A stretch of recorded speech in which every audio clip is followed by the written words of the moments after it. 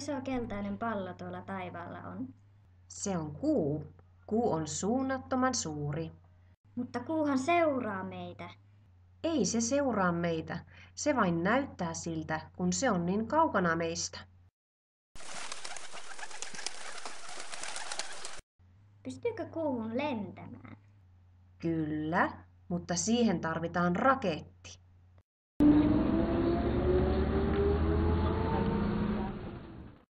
Nuo reijät pinnassa ovat varmasti juuston reikiä.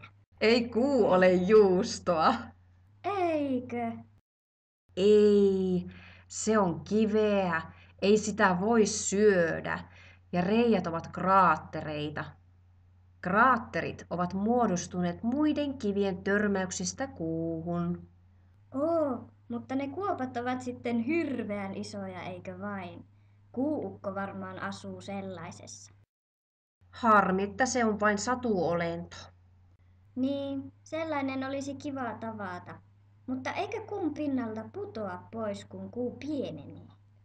Ei sieltä putoa, sillä se näyttää vain maan pinnalle pienemmältä. Aurinko vaikuttaa sen näkymiseen. Kuuhan on nyt eri värinen kuin äsken. Miksi ihmeessä? Silloin kun kuu on matalammalla, se on eri värinen kuin se on ollessaan korkealla.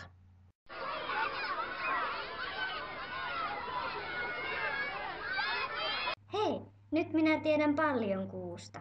Odotappas kun kaverit kuulee.